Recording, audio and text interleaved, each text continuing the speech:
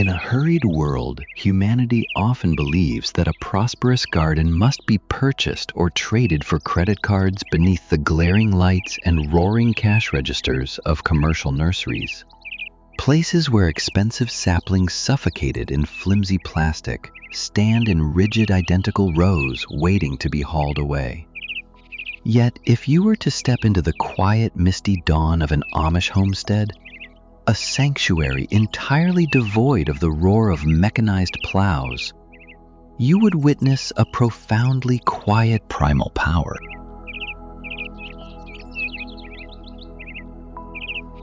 You would see a pair of weathered, earth-stained hands wielding a rustic blade, carefully severing a small, fruit-laden pomegranate branch or a fragile cherry shoot. In the self-sufficient agrarian philosophy of those who gracefully yield to nature, they do not spend money to purchase hundreds of commercial saplings.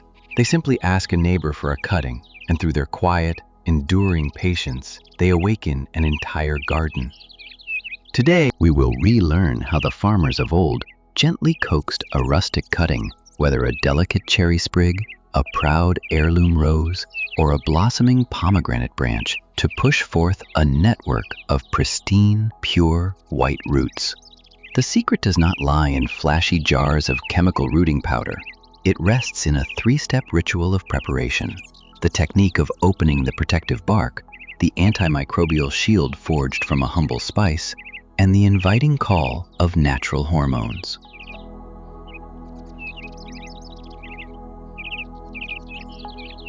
If you have ever held a fragile cutting in your hands, burying it into the earth with boundless hope, only to watch in sorrow weeks later as it withered, faded, and decayed, please lay down your self-blame. That failure did not occur because you lack the green thumb of a master gardener. It happens because modern agriculture has inadvertently made us forget the internal language of life. Severing a branch from its mother and thrusting it straight into the damp earth is akin to casting a newly separated life into a wildly unforgiving environment without offering it a single layer of armor or a drop of healing medicine. The very first step in this majestic journey to resurrect life demands profound delicacy.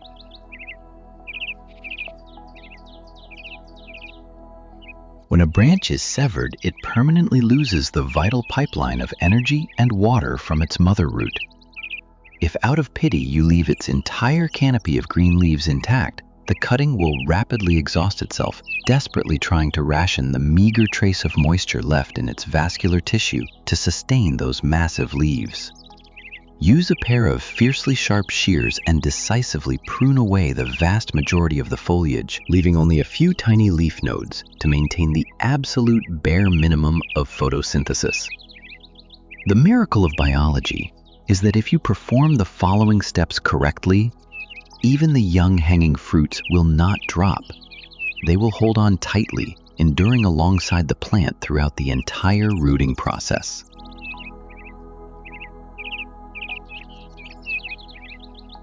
But the deepest, most decisive secret of all rests at the very base of the cut. Our instinct is to fiercely protect the bark, but botanical history has proven the exact opposite truth. In the late 19th century, as botanists began to gaze into the microscopic architecture of plants, they recorded that the hardened outer bark, while masterful at protection, acts as an impenetrable fortress wall, preventing new roots from ever forming. By taking a sharp blade and gently peeling away a thin layer of bark around the base, roughly the depth of a single knuckle, you are unveiling what is known as the cambium layer. This smooth ivory-white core is the sanctuary of the plant's most primal stem cells. They carry within them the infinite potential to transmute into root cells the moment they are awakened by the moisture and darkness of the deep loam. This intentional, delicately performed clearing of the path is a quiet invitation for new life to sprout.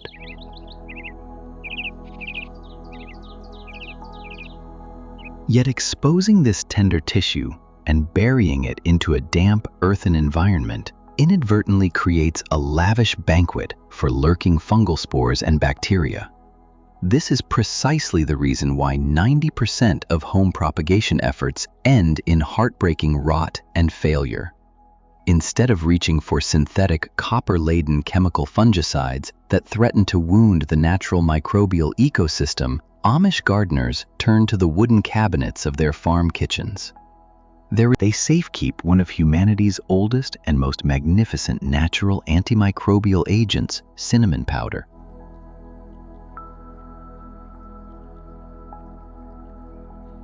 Medical history spanning thousands of years and countless civilizations has honored cinnamon not merely for its warm, comforting fragrance, but because it harbors a magnificent compound named cinnamaldehyde, possessing an absolute purifying antimicrobial power. Even if you use a faded old jar of cinnamon with a forgotten label sitting in the back of your pantry, its antifungal properties remain unyielding. Dissolve a small spoonful of this reddish-brown powder into roughly a cup of pure water. Submerge the stripped base of the cutting into this amber elixir and wait in quiet stillness for 10 minutes. As those 10 peaceful minutes pass, the cinnamon water will envelop the fragile tissue, suppressing any fungal spores and forging an unshakable, invisible shield of protection, preparing the plant to step safely into the womb of the earth.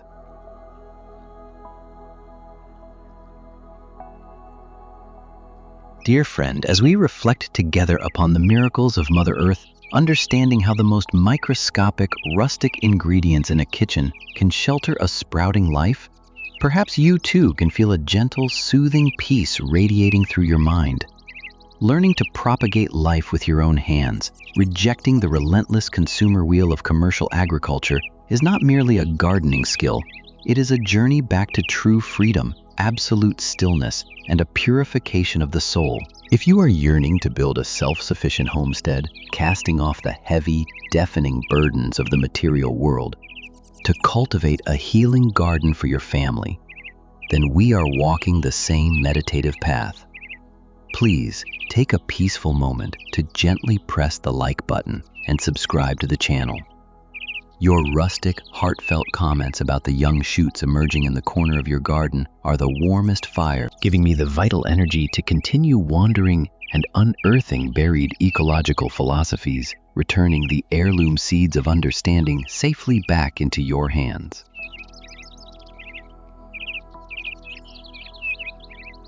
Once the protective shield of cinnamon has been firmly established, that fragile cutting still requires a clear biological command to channel its energy into birthing roots. Rather than reaching for expensive packets of rooting powder from the store laden with synthetic lab-created hormones, we will return to a vastly more primal solution. Nature, with her boundless thoughtfulness, has already provided a treasure trove of pure hormones right on your front porch, the aloe vera plant. Stepping back into history, in 1934, botanical science first identified auxin, the core hormone dictating the formation and elongation of roots in the plant kingdom.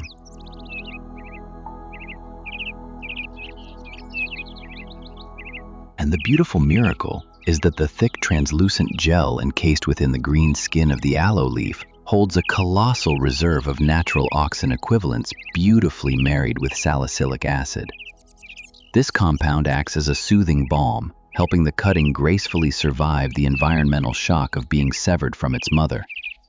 You need only snap a fresh, water-swollen leaf of aloe, allowing the bitter yellow sap at the base to bleed away. Then, gently rub the cinnamon-bathed base of your cutting deep into the cool, crystalline flesh of the aloe leaf. This gel not only envelops the cutting in a veil of pure hydration, but it also infuses the vascular tissue with the most primal growth nutrients. You are transmitting a fierce command of survival to the plant, spoken in the gentle, soothing language of Mother Earth.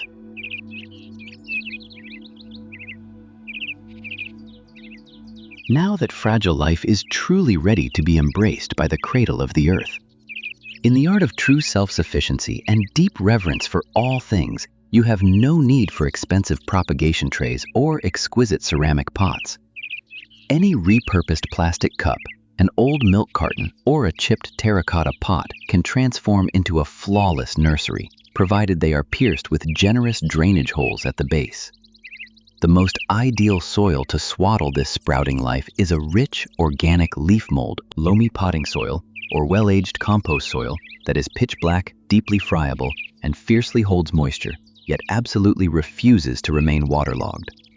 Scoop the earth into your vessel and gently press the aloe-coated cutting deep into the loam.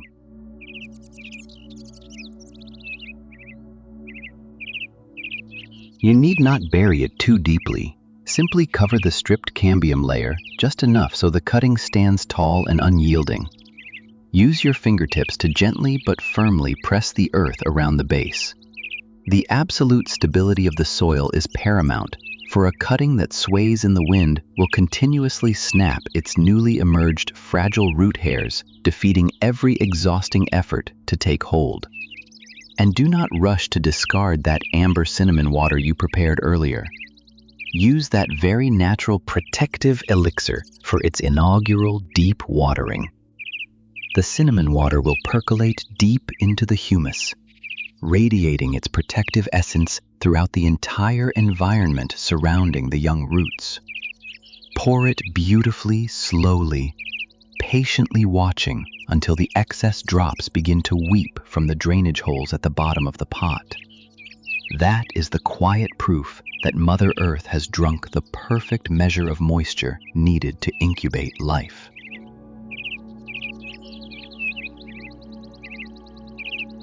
The journey from this moment onward belongs entirely to the Amish philosophy of Gelassenheit, a graceful yielding to the rhythm of time. Carry these quiet lives and place them in a tranquil corner, a sanctuary bathed in the brilliant ambient light of day, yet absolutely shielded from the blistering direct rays of the sun. The dappled shade of a grand ancient tree or a cool airy porch is a magnificent choice. Fierce sunlight will scorch and evaporate the meager water reserve held within the stem long before the very first root can be born. Your only duty now is to maintain a soothing, gentle moisture, using a misting bottle to softly mist the earth each day like a tender, caring visit. In the earliest days, it will seem as though all of creation is standing perfectly still. Not a single new leaf will emerge. The hanging fruits will remain motionless, and the plant will appear to have sunk into an impossibly deep slumber. Please do not lose your patience. Life is laboring in the dark with a boundless, silent strength.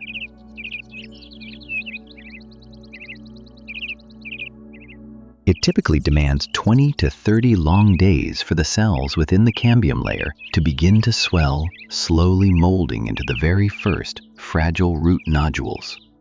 And as you cross the 60-day mark, a pristine white network of roots will have begun to weave itself through the dark loam.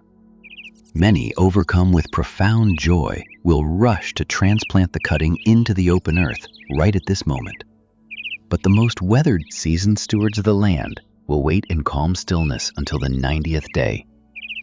Only when the root system has truly embraced the entire earthen ball spiraling proudly and unyieldingly at the bottom of the pot is that life truly ready to face the vast, untamed world outside. With a humble dusting of cinnamon, a freshly snapped leaf of aloe, and an infinite reverence for the laws of time, you have not merely propagated a sapling, you have mastered humanity's greatest art of survival, the power to allow life to endlessly birth new life, eternal, sacred, and entirely free.